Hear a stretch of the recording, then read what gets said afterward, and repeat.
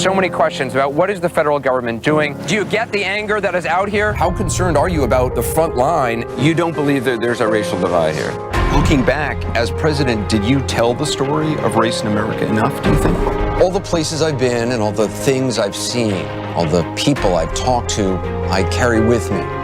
They're a part of what I do right here, holding the powerful accountable, keeping them honest. AC 360, Tuesday through Saturday only on CNN.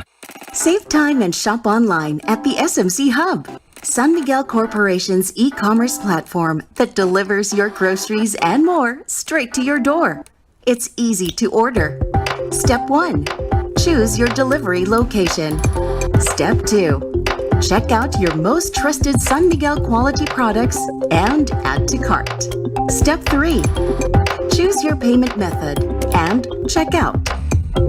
The SMC Hub delivers to anywhere in Metro Manila and to select municipalities in Cavite and Rizal. Same-day delivery is available Mondays to Saturdays if you place your order before 12 noon. Spend more time doing the things you love. Just hub it delivered. Visit us now at thehub.sanmiguel.com.ph. Your home made better with San Miguel.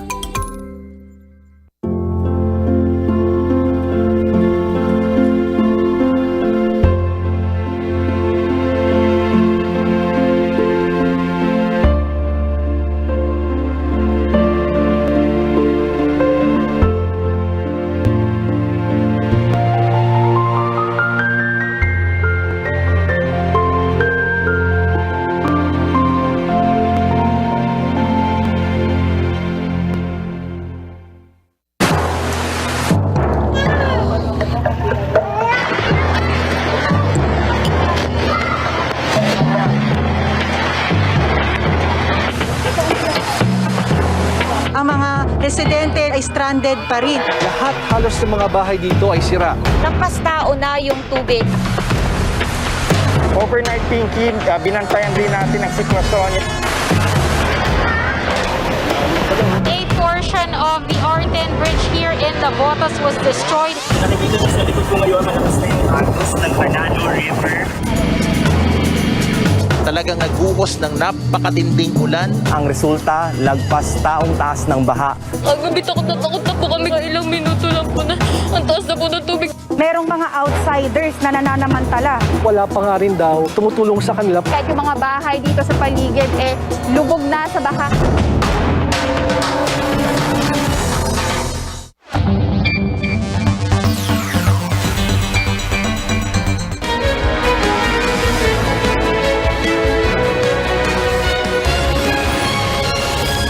This is Newsnight, where we go above and beyond the headlines. I'm Pia Ontiveros. Tonight on the program, while preparations for the canvassing of votes in the presidential and vice presidential races are in full swing, talks about who will be the leaders in the next Senate are also underway. The next House leadership also detailing a possible priority measure. With the onset of the rainy season, how prepared are local governments here in Metro Manila for the dangers of flooding? And the UAAP drummers are calling for their inclusion in the much-awaited cheer dance competition happening this weekend.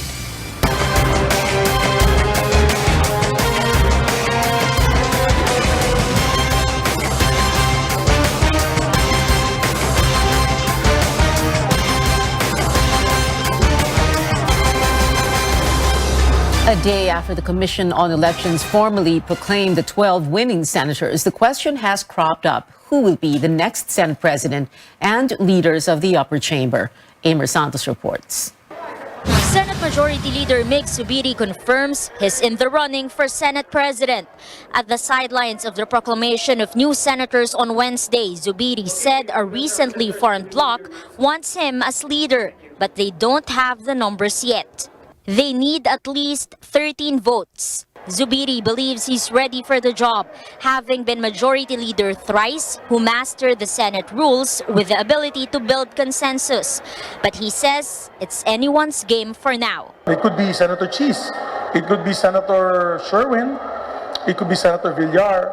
At the end of the day, kami lahat ay mag-uusap, and we will look at the good of this institution. Everyone is capable. Even Robin Padilla, why not?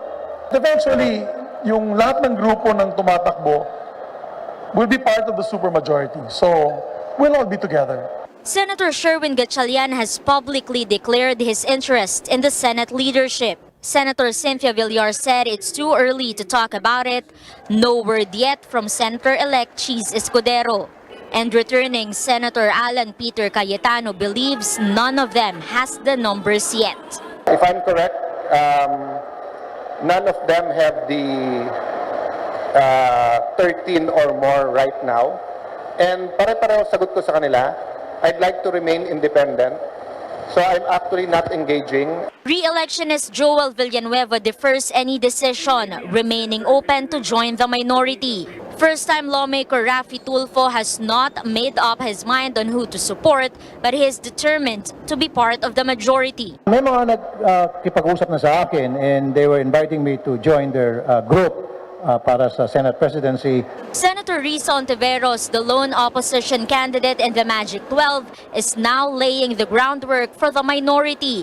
She says exploratory talks are ongoing and she's willing to give way to Senator Coco Pimentel if he wants to be minority leader. Mahalaga sa akin, gaano man ka laki o kaliit ang minorya, ang importante ay totoo siyang minorya, epektibo siya sa checks and balancing at saka sa fiscalizing. And at the same time, tulad ng minorya namin ngayon, ay kaya naming makipagtrabaho sa majority, sa mga common advocacies namin. Amor Santos, CNN Philippines. The next Congress will convene in over 2 months from now, but this early, the incoming House of Representatives says it will work to pass another stimulus package. Majority Leader Martin Romualdez, who's poised to become the next speaker, says the bill will help affected businesses to recover from the COVID-19 pandemic and to eventually revive the economy.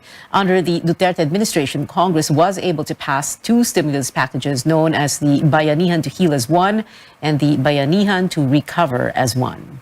We've been approached by some Congs, gawin mo lang imbis na bayanihan na lang, gawin mo BBM, Bayan Bangon Muli na bill, a stimulus package, no, that will allow the incoming president to harness the resources available to him during this closing period of 2022 and address the measures that are needed for the pandemic, hopefully endemic stage of this COVID issue.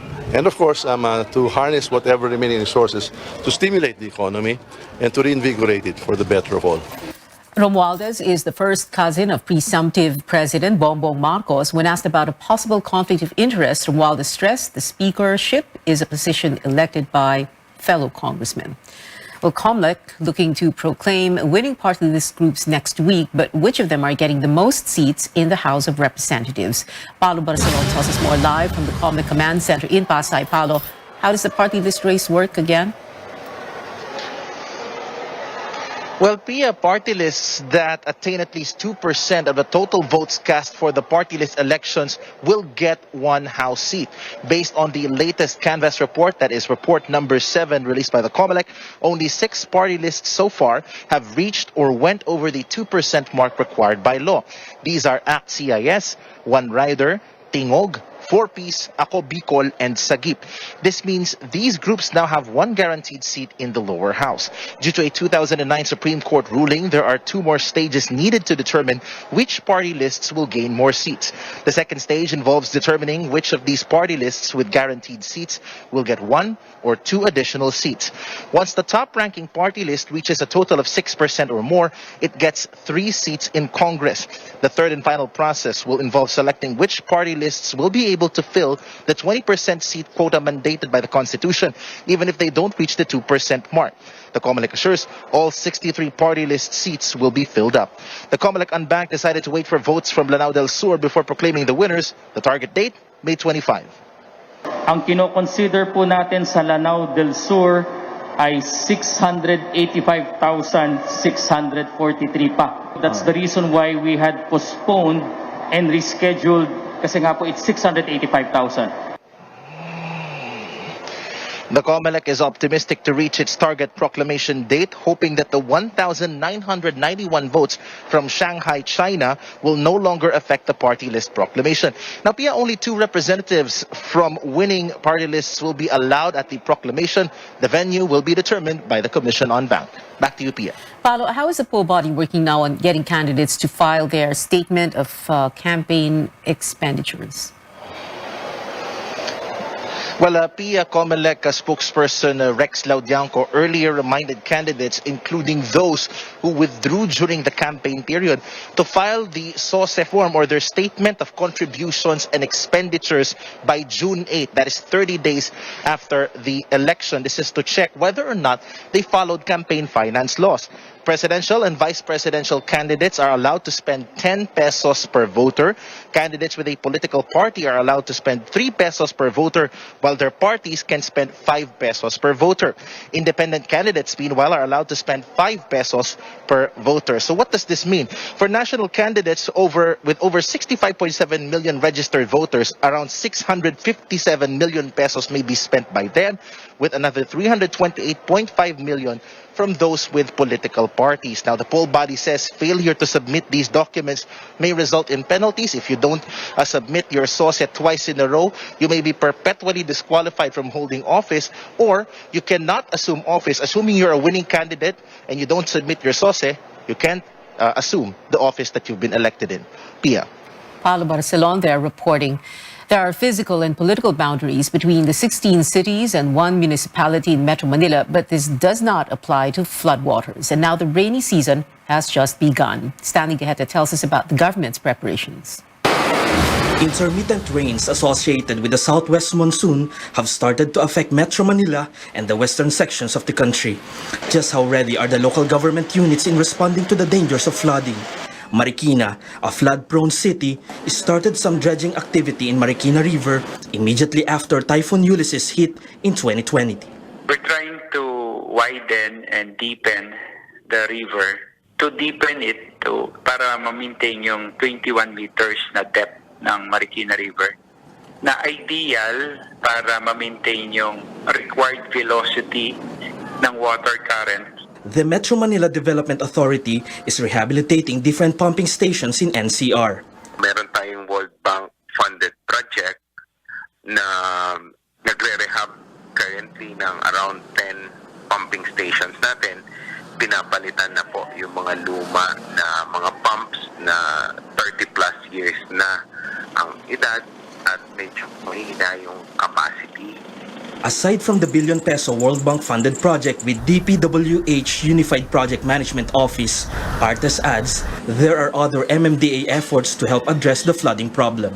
Meron din po tayong waste granulator kung saan yung atin pong basura na nakukuha sa mga pumping stations ay ginigiling natin at isinasama bilang sangkap ng paggawa ng eco brick at hollow blocks. In 2021, the Commission on Audit reports that MMDA only completed 27 out of 94 flood control projects in 2020. Hindi po kasi ganun kadali yung implementation niyan. Unang-una, masyadong technical yung mga projects, so yung paggawa pa lang po ng mga technical specifications ay mahirap na.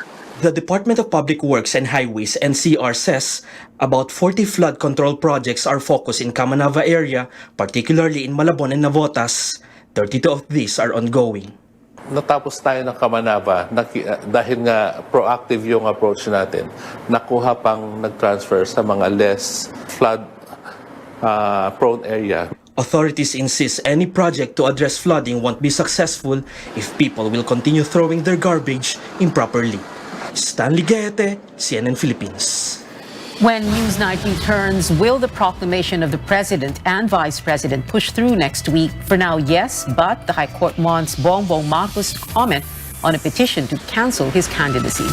And 5 years later, the struggle continues for Marawi victims displaced by the siege. Just how long will they have to wait for the promised assistance? Stay tuned to CNN Philippines.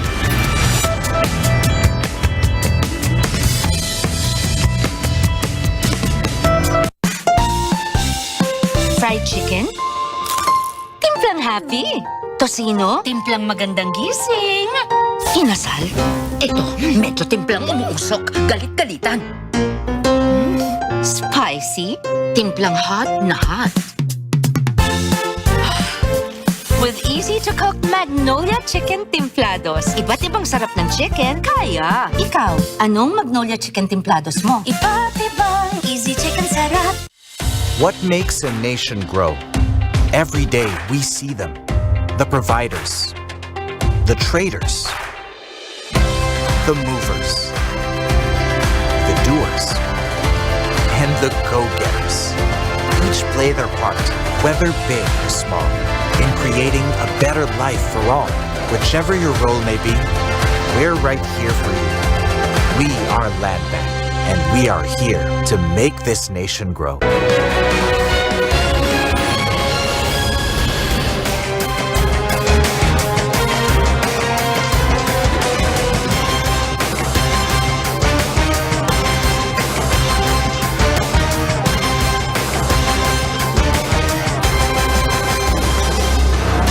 Welcome back. Now, a development on a petition to cancel the candidacy of presumptive President Bongbong Marcos filed before the Supreme Court. The court ordering Marcos, the Commission on Elections, the Senate, and the House of Representatives to comment on the petition within 15 days upon receipt of notice. Petitioners, represented by former Supreme Court spokesperson Theodore Te, want the High Court to cancel and declare Marcos's certificate of candidacy void from the beginning. Now, this would completely invalidate Marcos's bid, and all 31.1 million votes he received would be labeled as stray votes. Petitioners are also asking the court to stop Congress from canvassing the votes for the presidential race on May 24 while waiting for the decision. Te welcomes the court's order but hopes the 15-day period will no longer be extended. Now, since the Supreme Court did not issue a stop order for now, the canvassing and proclamation of the president and vice president will push through next week. Preparations are in full swing at the House of Representatives in Quezon City, where the canvassing will take place. Organizers assure the public the process will be transparent, even if access to the session hall is limited. Sierra Arcangel reports.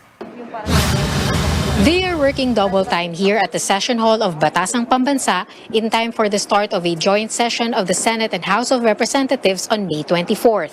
The newly renovated Session Hall will be the venue for the canvassing of votes for the presidential and vice presidential races. House Secretary General Mark Leandro Mendoza says only 460 persons will be allowed inside the hall. This includes lawmakers from the Senate and House of Representatives who are part of the Joint Canvassing Committee, the lawyers of the candidates, and resource persons. IDs will be given to everyone who enters the House. Access is restricted to areas indicated in the card. Yung oras na doon ka lang pwede pumasok. Same time din sa ibang mga kaya ng lawyers, mga watchers, ganun din i-implement natin. On Monday, May 23rd, ballot boxes containing certificates of canvass will be transported to the House from the Senate. The Joint Canvassing Committee will be composed of 7 members each from the House and Senate. They can be substituted by 4 alternate members from each chamber. The House contingent will be led by Speaker Lord Alan J. Velasco. Its members include Majority Leader Martin Romualdez, the cousin of presidential frontrunner Bongbong Marcos, and the man most likely to become the next speaker. The canvassing is scheduled from 10 a.m. to 10 p.m. daily, but Mendoza says this could still change. He assures the process will be transparent, with the media allowed to observe the proceedings. Electronic naman tayo, konti na lang yung manual. So baka mapabilis, baka magdiretso naman hanggang madaling araw siguro kung kakayanin. The House is coordinating with the police and military for the deployment of additional forces to secure Batasang Pambansa. If the canvassing proceeds smoothly, Marcos and his running mate, Davao City Mayor Sara Duterte, may officially be proclaimed as the new president and vice president respectively by Friday next week. Cian Arcangel, CNN, Philippines. Millions of Filipinos have been vaccinated against COVID-19 since the rollout began last year. Now, health officials are urging another booster for one of the most vulnerable groups, senior citizens. Lois Calderon tells us why getting the elderly to roll up their sleeves is no easy task, even up to now. The journey to getting fully vaccinated against COVID-19 can be terrifying for some, especially the elderly. 72-year-old Jose, not his real name, says he has never been sickly until he got his first dose this January. Nanlalamig ako tsaka nagpapalpitate, nagkakaroon ako ng headache, yung sakit sa ulo. Naramdaman ko talagang parang katapusan ko na yun eh. Tapos yung ugong sa tenga, hanggang ngayon meron pa rin. Adding to Jose's apprehension was the belief that a friend's death was linked to the vaccine. Iyon ang message ko sa government natin. Sana lahat ng ibabaksinate na check upin muna yung health condition. Kasi may mga kakilala na ako, hindi nila chine-check. Ang dami palang kondisyon sa katawan na hindi maganda, komplikasyon lahat na vaccinate. Ayun, natodas, namatay. 67-year-old Norma Bercasio says she's done with 2 doses of Sinovac last year. No side effects, yes, but Norma feels there's no need to get a booster shot. Ayoko naman din magpa-booster kung tuusin kasi magkasakit ako. Buo lang desisyon ko. Para sa akin, tama na yun second dose. The health department has widened coverage to include the elderly and frontline health workers for a second booster dose. But senior citizens' aversion or hesitancy toward boosters are a blow to government efforts to fortify the Philippines' wall of immunity against COVID-19 mutations, especially now that a new Omicron subvariant is on the rise. Latest data show nearly 69 million of the 110 million Filipino population have been fully vaccinated, but only 13.7 million have received booster shots. Of those boosted, only 2.1 million are senior citizens. Bakit pinayagan natin ng second booster ang vulnerable population like 60 years old and the healthcare workers dahil doon sa risk ng exposure? Mainly because these are the population na pag nabakunahan mo ng second booster, meron talagang benefit in terms of protection against the severe form of the infection. With the onset of rainy season, health experts advise that flu-like symptoms should not be downplayed and get tested for COVID-19 infection. Lois Calderon, CNN, Philippines. Agriculture officials are warning the public against a looming global food crisis. DA Secretary William Dar says it could happen sometime this year amid the COVID-19 pandemic, rising fuel prices, and Russia's war on Ukraine. But he notes the country has set plans to address the crisis. Bawat Pilipino ay kung pwede magtanim tayong lahat, mag-alaga at mangisda.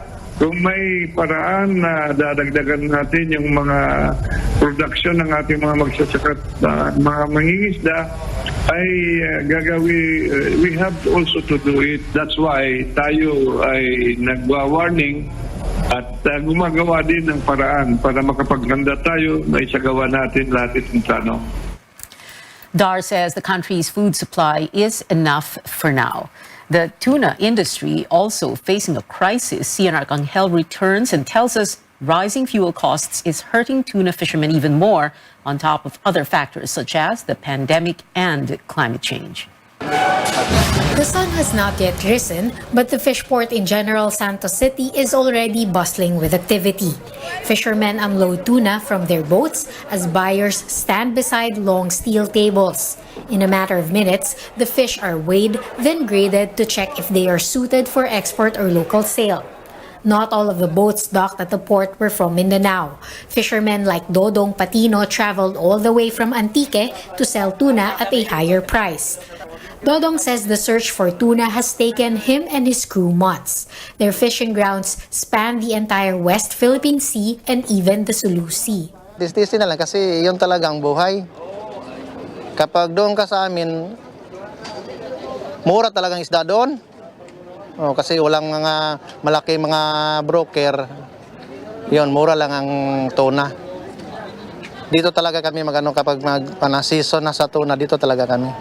Tuna production in the country has gone down over the past 2 years. From over 532,000 metric tons in 2019, the volume of tuna caught by fishermen has declined to 462,000 metric tons in 2021. The Bureau of Fisheries and Aquatic Resources blames the decline in production to the pandemic and climate change, with erratic weather patterns forcing fishermen to venture further into the ocean to catch tuna. Fishermen say the continued rise in palm prices has greatly affected their livelihood. Kasi ang gastos nito, mahigit kalahating milyon. Mahirap yan bawiin kapag mura ang tuna. The Sauk Sargent Federation of Fishing and Allied Industries says it hasn't been business as usual for the tuna industry despite the easing of travel restrictions. The group says producers cannot quickly pass on the higher operating costs to tuna buyers since this could further dampen demand. We were hopeful na noong para nag-iis na. But unfortunately, with ito namang Ukraine and nagka-problema naman. So, ang taas-taas ang operational cost. The government is helping the tuna sector recover by giving fishermen a fuel subsidy worth 3,000 pesos. The Agriculture Department is also stepping up the distribution of devices that will help fishermen catch more fish. Stakeholders, however, say the industry would benefit more from the suspension of the excise tax on fuel.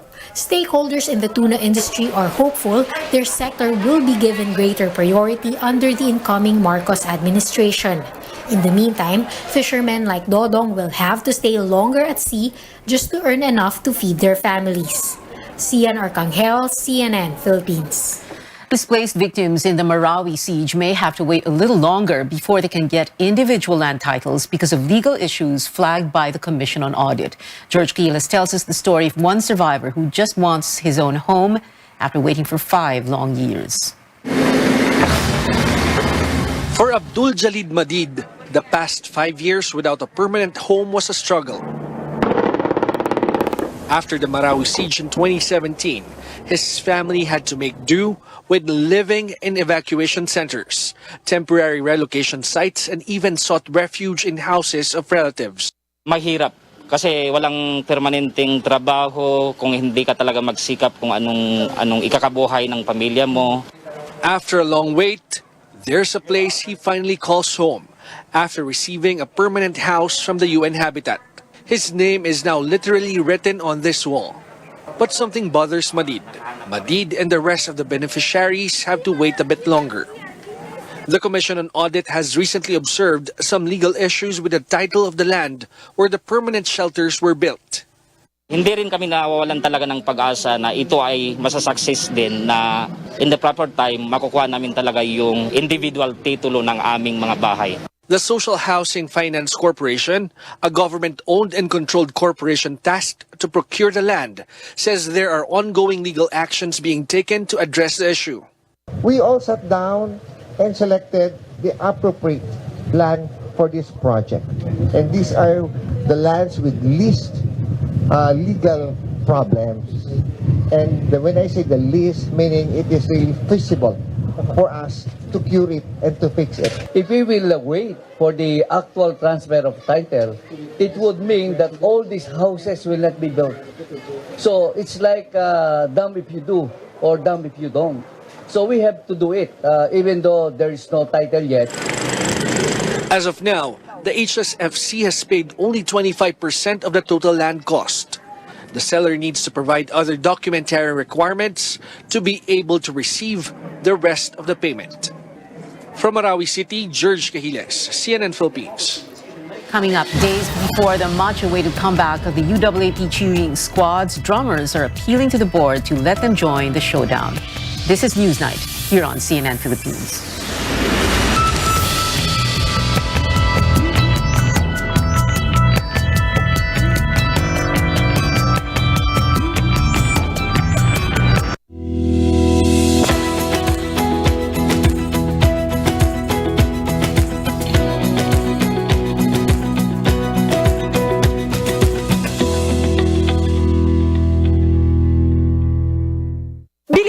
MX3 dahil ito ay napatunayang may alpha, beta at gamma mangosteen.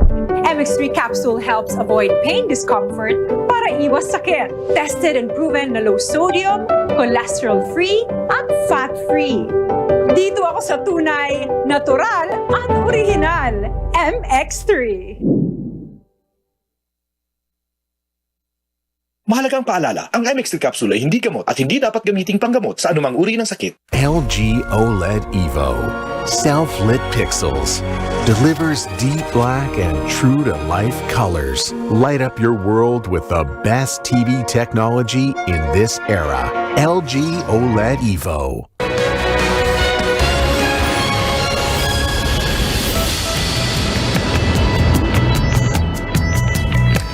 Welcome back. On to the UAAP with high-flying action set to return in the cheer dance competition. Drummers from all 8 universities call for their inclusion in the event.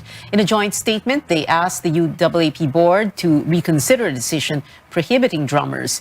UAAP President Emmanuel Calanog says the board will talk about the appeal. Some PEP squad members also showed support for their respective drummers. The primary consideration is really safety and just the safety of everyone, no? As compared to the basketball games that technically have only 2 schools playing. These are 8 schools cheering at the same time. There is an appeal, so we will discuss this with the board either tomorrow or Saturday. We'll see. The Blue Bubble Band is also part of our family, and in order for us to do our best during the competition, I think it would really be good for them to be cheering us on. In line with health protocols, cheer dance performers are now limited to 15 from 25 people per squad, and routines will be trimmed down from 6 to 3 minutes. Even with the changes, the reigning champs from National University say they're ready for the challenge. Nung 6 minutes po talaga, doon kami nasanay for how many years yung talaga yung performance namin. Pero siguro blessing na din na 3 minutes na lang din po siya kasi yung preparation and also yung hinahabol namin na stamina ng kids, mahihirapan din talaga kami ipalit. The cheer dance competition will take center stage this Sunday, 4 p.m. at the Mall of Asia Arena. And in Vietnam, all 9 Pinoy boxers in the Southeast Asian Games are assured of at least a bronze medal after qualifying for the semifinals. The team is up for 5 semis matches tonight, facing Thailand, Indonesia, and Vietnam. 4 other boxers vie for a finals ticket tomorrow, including Olympic silver medalist Nesty Petesio.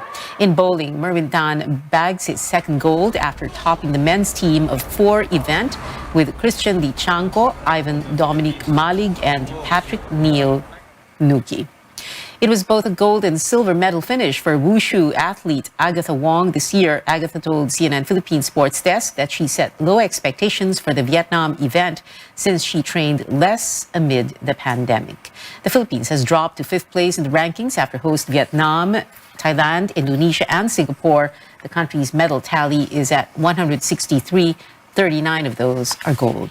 In entertainment, it is official. Taylor Swift now has the title Doctor. New York University gave Swift an honorary doctorate in fine arts today. The multi-awarded singer also delivered remarks to the graduating class with words on getting through hardships, especially amid the pandemic. I imagine the idea of a normal college experience was all you wanted too. But in this case, you and I both learned that you don't always get all the things in the bag that you selected from the menu in the delivery service that is life. You get what you get. And as I would like to say to you wholeheartedly, you should be very proud of what you've done with it. Today, you leave New York University and then go out into the world searching what's next. And so will I.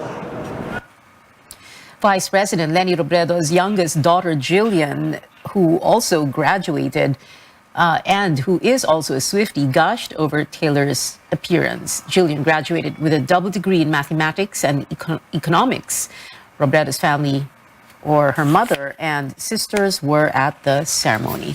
And that is it for now. Join me again on News.ph at 7 p.m. I'm Pia Ontiveros for Newsnight, where we go above and beyond the headlines.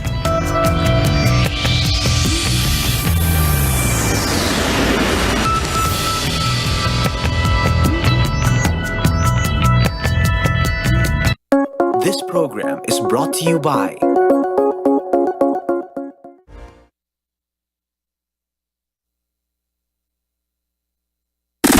NYKB Radio Ronda.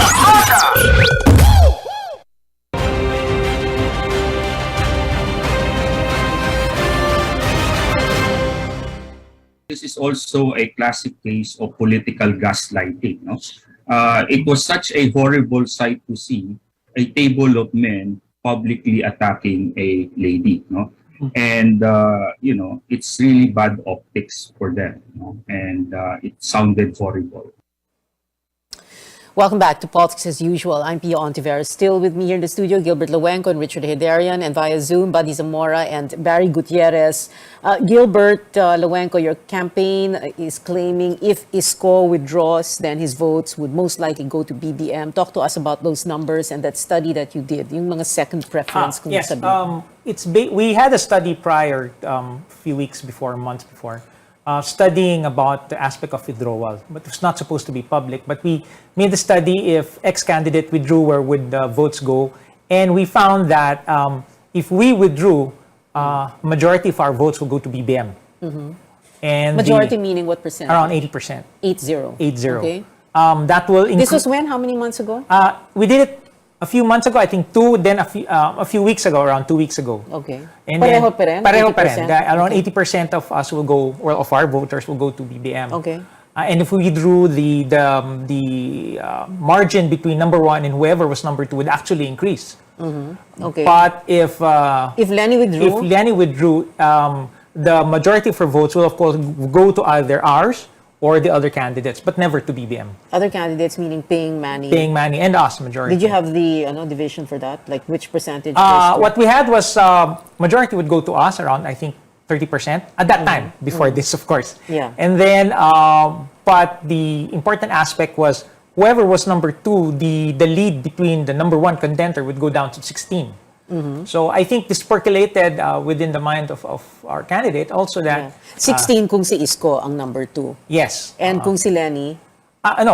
If Lenny withdrew, Yeah. whoever's number two, presumably us, would have just had 16% Okay. behind the number one. Oo. But if we withdrew, our votes would go to BBM and it would round be 37% between 1 and 2. Hindi, tapusin mo. So, if Lenny withdrew, if Isko, you check, no? If it Yeah. was Manny who withdrew, if it was Ping. So, No, just the two of us. yun lang ang pinag-aralan with due respect mo. to the other candidates. Sus Mariosep, akala ko lahat. Yeah. O bakit Lenny and Ping? Lenny and... Because at that time we said, this is a three-way fight. We agreed with Mr. Hadrian. So we scenarioed that game based on the premise that it was a three-way fight. If one withdrew, where would the votes go? If one withdrew, who would benefit? So we gamed it, we scenarioed it, and that was what the study came about. Yeah. But it was supposed to be just between us for possible campaign strategy. And so, yung mga BBM voters, second preference nila is Isko. Yes. Isko voters, sinong preference? Sorry, sino ang second preference? Their second preference would go from us. It would go to BBM. If Isko withdrew, their second choice mostly would go to BBM. Okay, and that was, like you said, true a few months ago and then And true it was reinforced 2 couple weeks of ago. weeks ago. Yes. Okay, and that's, eto ba yung sinasabi mong dun sa Facebook post mo na there were events, quote, there were events which transpired behind the scenes which caused the statement and reactions. Ano? This one, or the increased calls for him to increased withdraw? calls for the withdrawal for Isko. Coming from his background, when you tell him to mabitabi ka, in his mind, in his heart, it was very offensive. Yun na naramdaman, ang dating sa kanya parang mabigat. It was very hard for him. So, it was a reaction na, ba't mo ako pinag-withdraw? Ikaw mag-withdraw. Okay. And then, based of course on what we discussed on the numbers, we had a quantitative background for that kind of discussion. But we admit, it was not really part of the script at that particular point. Yeah, It came about when the question and answer. Okay, and this was about the numbers, not because babae ang isang kandidato. No. Hindi. With due respect, that was never an issue with our candidate. If Senator Marcos was the one who asked him to withdraw, he would have been saying the same thing. He doesn't really factor that in, although it does come out probably optics-wise, but that was never really factor with him when his decision came out. And ito yung basis ng pagkasabi, yung basketball analogy ni Isko na pwede bang magpasab na lang kasi baka kami maka 3-point shot kami. That was at the back of his mind, I would presume. Richard, you want? Yeah, I mean, actually, I'm looking at the numbers now. I mean, more than half of ISCO's numbers could go to BBM if he withdraws. But Lenny could only benefit around like 20% or something like that. So a withdrawal of ISCO will not significantly help the Robredo camp. It will more help the BBM camp. That is why I don't understand some folks are calling for ISCO to withdraw if their purpose is to defeat the front runner, right? I think the better ISCO does in this race, it's better for the opposition, it's better for the race to make it more competitive, among other things. So yun ang tinitingnan ko. But at the end of the day, you don't, I mean, it's like beauty queen pageant, right? No one remembers the first runner-up, you know? Exactly. And the reality is that both Lenny and BBM by far have far more converted to first preference. And if you look at some of the others, I think Publicus Asia, among others, they're showing that the elasticity in voter preference is also diminishing significantly. So for instance, it looks like in the Robredo and BBM camp, up to 70% are saying they're not going to change their mind. Again, I'm not taking each survey as on face value. I think we have to triangulate them. But I think there's this perception in the ISCO camp is that they have so much room for improvement, while the Lenny camp is hitting a ceiling. I'm not sure about that, because if you look at the Pulse Asia survey, it looks at more than 10 points that Lenny can improve further from her 24 points. So she can still go up to 30 points or more. And by the way, I'm not very sure about whether it's very clear to when you ask a person in the survey, sinong clearly number 2, number 3 preference, I think it's much more fluid than that. As I've been arguing, I think there are a lot of folks among Generation Z who are not very invested in different camps. There are folks in Mindanao who are not very happy Sara didn't run. I think they're much softer than many people assume. So for me to dismiss that Lenny is hitting her ceiling is a little bit premature, while at the same time I understand where the ISCO camp is coming, because they're looking at how much potential they may have, because their ceiling might be also very high. Yeah. Remember a few weeks back, Richard, you were here on the show when we talked about itong unity, no? Because nga, ang iniisip nila lahat is, and maybe we wrongly thought, no? Na parang, how do you defeat the number 1, BBM? Because he's so way ahead, and then, you know, ang daming daw natatakot sa isang Marcos Jr. presidency, di ba? So, of course, to do that, you need to, well, unite. Para bang sana one-on-one na lang yung labanan, di ba? But this now you're saying negotiation it's should have been it's done not a gonna year happen. ago, right? Yeah. And that was the point. And what's happening now is each candidate is giving a different version of what went wrong. ISCO has its own version. I mean, I know what this version is. Sarah Lacson even responded to one of my tweets arguing against that version. The Lenny camp, I'm sure Barry has his own version. For me, we're the adults in the room. I'm sorry to say it, because this is not how adults handle politics, just to be honest about it. I know I'm the youngest guy in this panel, but I just have to say it. I have to say, I'm not very impressed with the level of maturity I'm saying here. Everyone is like passing the buck. And I remember what you said a few weeks back, again, when you were on the show, di ba? You were saying, dapat natapos to March. No, anong ba tayo ngayon? April, ano tayo ngayon? Kaya nga sabi ko, in diminishing elasticity in voter preference, that's a very important factor. I think it was 45 to 50% last month. Now it's down to 30% who may change their mind, based on some of the surveys. Again, I think it's perhaps more than that. But I'm looking at the numbers, it's not looking very encouraging. I think we're past the point on that, Yeah, way past the point. No? So we're looking at President Ferdinand Marcos Jr. We're gonna have to take a quick break. More insights from our guests. Talaga. May pag-asa pa raw. When we return, this is Politics as Usual. Stay with us.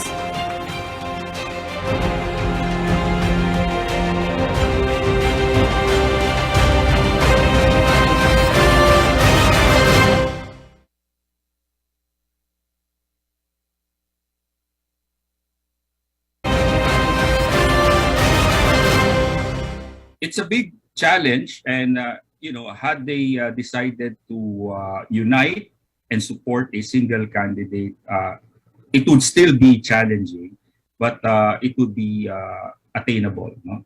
But at this point, the challenge for the Robredo camp is really just to continue, because looking at the Okta research results and the Pulse Asia survey results, the momentum is on their side. But time is of the essence. Welcome back to Politics as Usual. I'm Pia Ontiveros. Nag-iisip tuloy ako dun sa title ng episode natin. Siguro dapat tanggalin na natin yung question mark, no? But let's check first in with Barry Gutierrez. Again, spokesman for the Lenny Robredo campaign. Barry. Yes.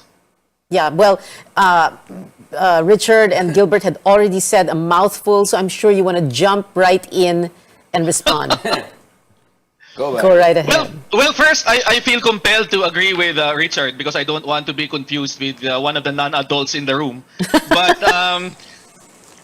I think that I agree with what July said in the last segment. It's our strategy really at this point is just to continue on. The recent surveys have been very encouraging. Her numbers are continuing to go up. And one thing I think that we have to factor in is the unprecedented level of support coming from volunteers and ordinary people, I think, is something new to elections. I have personally never seen this level of volunteer engagement in any other national campaign that I have been part of or that I have observed. And I think that going into the last 20 days, that's really going to be the key to pulling out a last-minute victory here in this election. Volunteer engagement needs to be reflected in the votes, right? Is that what's going to happen, or are we going to see a President Ferdinand Marcos Jr. or and a President Ferdinand Marcos Jr. and the first runner-up who is going to be VP Lenny? Is that what we're going to see? I'm sorry, Pia, you're breaking up. Your audio is kind of choppy. Okay. Are we going to see a President Ferdinand Marcos Jr. and a first runner-up Lenny Robredo? Because volunteer engagement, increased volunteer engagement, and no matter how wonderful and nice and cute your rallies are, but if those are not translated into votes, then that's nothing. Well, we think that's precisely what I was saying. We think they will translate into votes. We think that the house-to-house campaign, the efforts being done by volunteers at the grassroots level within their own networks, on election day, that will translate into votes. So I don't agree that 3 weeks away from the election, we're already going to call it. I think that a lot can still happen. I think that the momentum is ours, and we are still going to win this come election day. Doesn't it worry you that, according to the studies that the Isko Moreno campaign came up with, na ang second preference is 80% of Isko votes, if he were to withdraw, would go to BBM. Isn't that worrisome for you? Well, first of all, if you look at different surveys, they will tell you different things about second preference insofar as voters are concerned. That's the first point. The second point is, and here I agree with Richard completely, it's sort of an abstract question if you ask a voter who will be your second choice. I don't think people have actually contemplated and thought the answer to that as thoroughly as they actually decide on the first choice for candidates. So I think that it's more fluid than the numbers would lead us to believe, and that there is still a lot of room for conversion. Besides, just going by the trends in recent surveys, it is VP Lenny who has gained the most out of any of the candidates, which is proof positive that people are in fact shifting to her, at least in the last few weeks of this campaign. Buddy Zamora, Sir Buddy, a campaign spokesperson, campaign manager for Senator Manny Pacquiao. What are your thoughts on this? How's that again? What are your thoughts on this, sir? Well, all of this are speculation, no? We're just about 19 days from election day. There's no need to speculate. Let's just wait for the results of the ultimate survey on May 9. Because all of these are just, all assumptions. Let's just wait. It's near enough. No need to speculate on who will be one or two. We will know soon enough. For our part, we will just continue doing what we have been doing, relying on our grassroots campaign, also on our Libreng Pabahay program, and also we're relying on our religious sector group support to carry us through to election day. We're going to have to take another and final quick break. This is Politics as Usual. Stay tuned.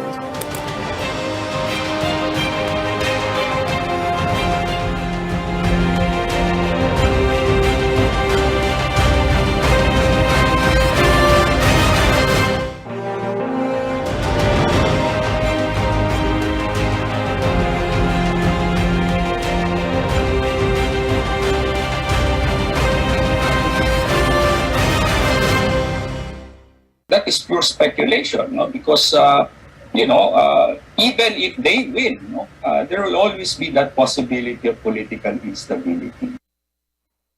We are on our final stretch. This is Politics as Usual. Kausapin natin muna si Barry Gutierrez. Let's talk about that, Barry. Itong instability, no? Yellow turned pink forces, sa inyo daw manggagaling just in case Marcos wins the presidency.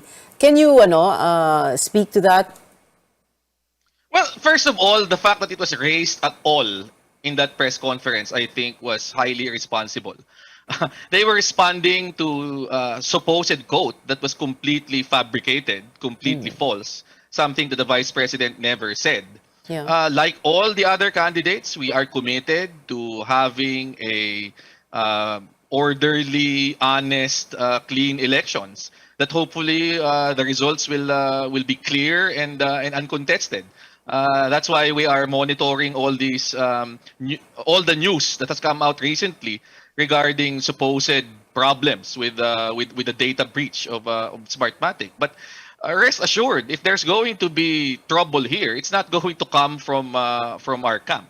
And to suggest otherwise is, I think, the height of irresponsibility. So, no, if let's say the elections are clean and honest, etc., orderly, and if Marcos Jr., if it is a President Ferdinand Marcos Jr. At the end, you're not going to make trouble after that. You're not going to make it difficult for the next administration.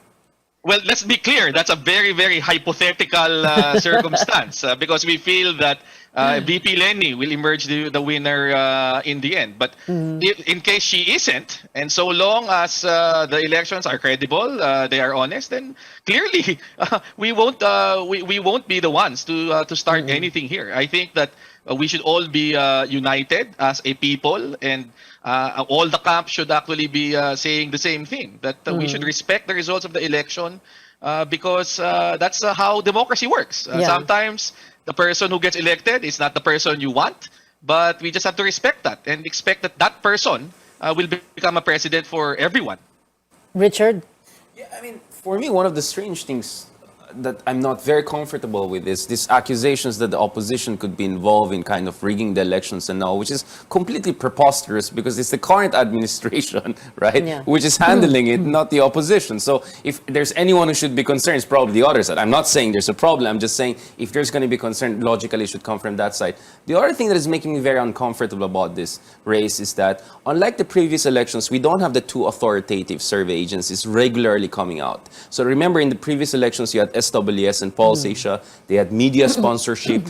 Every other week or so, you would see results. It's easy for people to track it. They correctly predicted Vice President Lenny Robredo's victory in the Pulse Asia survey in 2016, among other things. Now it's not as regular. There's a delay time. There are other new players coming in. We're not very sure about the institution. Baka pandemic factor din, ano? There are many factors, but I'm saying, so the pandemic is also making it more difficult. But at the same time, what I'm not also comfortable with it is this kind of aura of inevitability. We see some people are saying, it's just a matter of time, and labanan dito is for the second place and all of that. First of all, it just defeats the whole purpose of an election, right?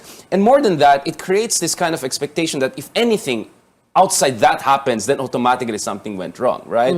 And I don't think that's very helpful for democracy. I'm very, very worried about that. At the same time, we have other camps who are on this total mode of, no, all the surveys are just a sham. We have our own surveys and all. So this is where every last one of them is saying that. So this is my worry. If we have no base, right? If we have no base, logical, if we're all going to be post-truth or our own truth and all, it's going to be much more difficult for us to accept the ultimate result of this. And let's be honest, Where Isko's strength is that in terms of net trust rating, I think he does better than most other candidates because he's closest to the median voter. While if you look at Bongbong Marcos and Leni, they're both polarizing. So whichever wins, maybe one has more support than the other, they're quite polarizing, at least to a significant plurality. Yeah. So well, ito rin yung sinasabi and ni this Isko, is the diba? concern. So Oo, that's where I see where the Isko argument is coming. You vote me. Yes, there's some people who don't like what I say, magaspang ako.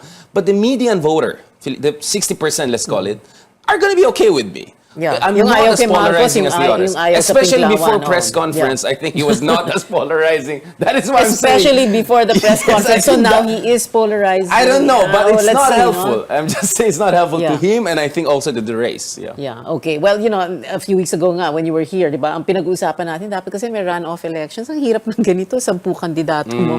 But anyway, okay. Final words, very quickly, we'll start with Sir Buddy Zamora. Sir? Yes. I'll make a fearless prediction that the elections will go ahead in May 9 without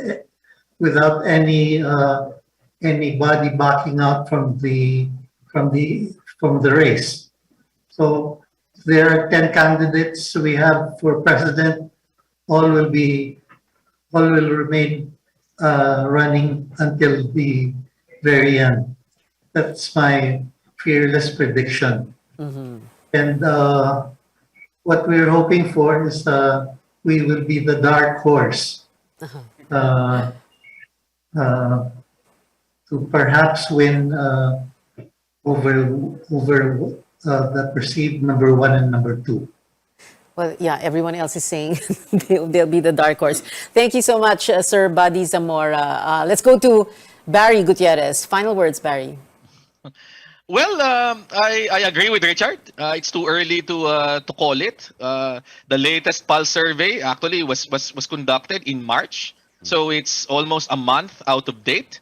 And with 20 days left, I think that clearly the momentum is ours, and the surveys actually indicate that her numbers are on the upswing. So we think that we're in a good position here, and that on election day we will be able to pull up, well, maybe a surprise to some, but definitely to us something that was well within reach all along. O yun, lahat mananalo. Gilbert Lowenko. Well, of course, all campaign managers will never admit that they're losing. It's a given that, but we believe so that we still have a chance at it. And like Richard said, we're aiming for a particular niche, the one that don't like either. And we feel that there is still a large majority. The ones who feel caught in between. Because, our voters are normally silent. Yeah. So we're banking on that, and we still feel we have a chance to win. But all of us, in our campaign, the symbol we wear on our shirt is not a decoration. It's called God first. So we all believe that, we are where we're supposed to be, and whatever will happen, that's what God wants. So it's not a decoration. We firmly believe in that. But we're going to fight it out till the end, no matter what. And my candidate's out there slugging it out. I mean, he's the most active of all candidates. He is focused and relentless in terms of campaigning. So we're banking on that, and and as Mr. Barry said, we know whatever happens, as long as it's a credible election, we will respect the mandate of the people. Richard? Well, I talk too much. I think I made a lot of enemies. I'm just gonna keep it very short. All I'm gonna say is this: I believe this is the most important elections in the past half a century as far as the Philippines is concerned. Whoever becomes the next president, they're either gonna pick up where Duterte left, or they're gonna reverse where Duterte has gone wrong, right? Or right, depending on how we want to see it. Kaya the stakes are extremely high. So I hope voters out there, they're not looking at this like a horse race lang. I know we make it look like that, but my God, the next generation will pay the price if we get this wrong. Thank you so much to our guests tonight. Mr. Buddy Zamora, campaign manager for Senator Manny Pacquiao. Attorney Barry Gutierrez, spokesperson for VP Leni Robredo's campaign, Gilbert Lowenko of the Isko Moreno campaign, and Richard Heydarian, regular analyst on the show. Co-anchor na, na-promote ka na. Thank you so much, gentlemen, for being with us tonight. We've been told before, don't talk politics at the dinner table or the family reunion or in Viber groups and risk digital warfare, but we can talk about it here at this table on this show. Your weekly political appointment fix, politics as usual. I'm Pia Ontiveros. See you back here next Tuesday, 8 p.m.